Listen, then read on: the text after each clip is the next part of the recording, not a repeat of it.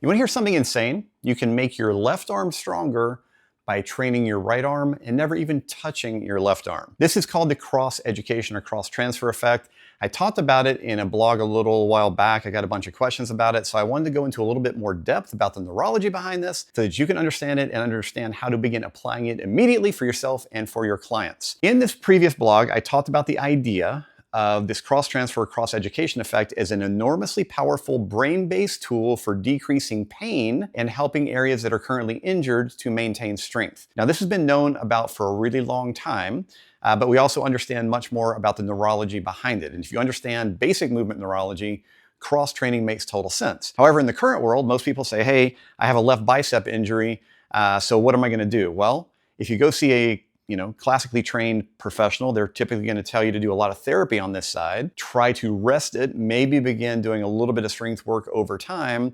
But is there a more efficient way that we can approach this, both to improve strength, to improve movement, and to decrease pain beginning from day one? The answer is yes, and the answer is working on the opposite side of the body. Before I go any further, if you are a movement professional, you're interested in bringing brain-based training into what you do, you want to understand this stuff at great depth so that you can apply it very intentionally and very precisely with your clients, go to the pinned comment, DM us on Instagram, or drop us an email because we'd love to share more information with you. Now, having said that, whenever we start diving into the cross-education effect, number one, I said this has been known about for a long time. So in science, whenever we've known about something for a long time, the next question is, are there details available that tell us how to use it most effectively?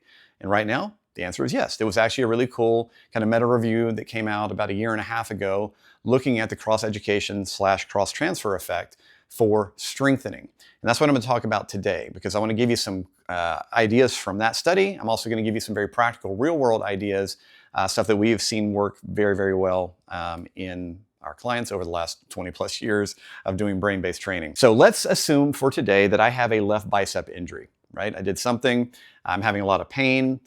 Maybe I have very limited flexion right now without pain.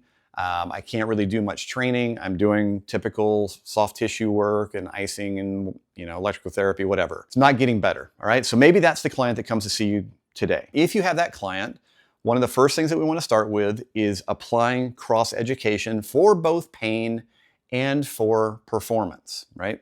Now, whenever we start dealing with pain, we're going to simply think about exercising the opposite side muscle, right? So if I have a left bicep issue, I'm going to start by training my right bicep. Whenever we go into this, we have options then. We can choose isometric exercise, right? Where we're just holding resistance for a prescribed period of time.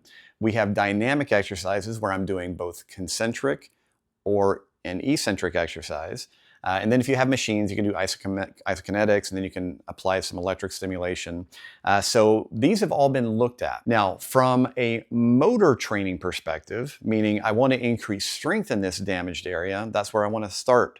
But then I'm going to give you a really important practical real-world caveat. So whenever we look at increasing strength of this injured or painful side, the most effective way that we've seen that is a combination of electrostimulation, so putting like a muscle stim unit on the right bicep while I'm doing dynamic exercises. I'm doing concentric and eccentric. The next step down is isokinetics. Now, isokinetics means I'm doing a bicep curl at the same speed because the machine is forcing me to do that. Most of us don't have access to isokinetic equipment, and a lot of people are uncomfortable with the idea of throwing pads on someone and using electrical current, particularly if this isn't in your licensure or in your practice. So what then would be the most practical? Well, the most practical tool right now that carries over the most in terms of generating strength on the non-moving side is eccentric exercise. So if I was doing this, I could use, if I typically can't use this arm, but I might want to try to get into a bicep curl position without actually doing the concentric work. So if I'm using a band, I will often have people do a little dip. Now they're in the position that they can just do a long 3 to 4 second eccentric of this working bicep, and they just repeat that. All right, so we would be typically using rep ranges that are synonymous with creating strength. Now, obviously, I'm not doing a super heavy band here, but I encourage you to not go super heavy. Go for a little bit more volume, but focus on slow, controlled eccentrics as one of the best tools for increasing strength on the opposite side. From there, we then have the concentric version. All right. So eccentrics first, then concentric, and then finally the tool that provides, from what we've seen, the lowest transfer in terms of strength is just isometrics. Now, whenever we actually compare these, the differences are not huge. We're talking about maybe 2 to 3% or less difference between isometric, concentric, and eccentric. So you don't have to get overly worried about, okay, am I choosing the right modality here? I just wanted to make sure that you understood what the current meta reviews look like. Now that's the science of it. Now let's talk real world in practice. Here's what I typically do. I almost always start with isometrics. Why?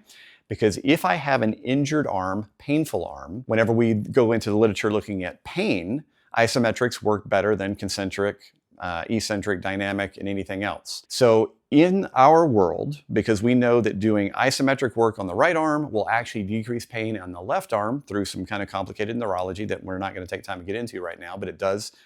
This is all normal if you understand neuroscience. We like to start with isometrics. So typically for the first 1 to 2 weeks, when people are having left arm pain or left shoulder pain, and I'm working the opposite side, we're going to focus on multi-angle, multiple intensity isometrics on the working side. Typically what you'll see within 3 to 6 minutes of doing different versions of isometrics is a significant drop in the pain levels. And more importantly, because again, we're not only decreasing pain, we're increasing strength, you will typically also begin to see more capacity to go through a range of motion with less pain. So whenever I say multiple angles, we typically will do full stretch. We'll come up about 30 degrees, we'll do more. We'll come up another 30 degrees and do more. So typically 3 positions for your isometrics is great. Whenever we do these, I tend to have people begin with long hold isometrics at a lower intensity, again, based on other research. So you have a lot of ideas here. Just remember the basics are this. If someone has pain and weakness in an area, look at the muscles in that area and then perform exercises on the opposite side of the body for those same muscles. We recommend, if they have pain, prioritizing long hold isometrics at 3 different positions.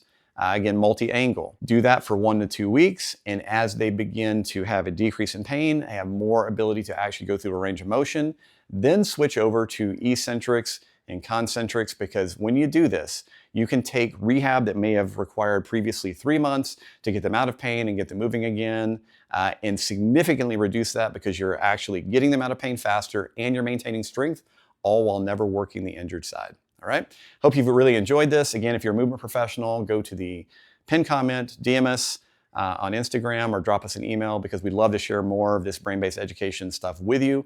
Particularly if you're great at biomechanics, you're already great at what you do. Adding the next layer of neurology is often the step that will prepare you and the results that you get with your clients to the next level. All right. Hope you guys enjoyed this. Have a great day.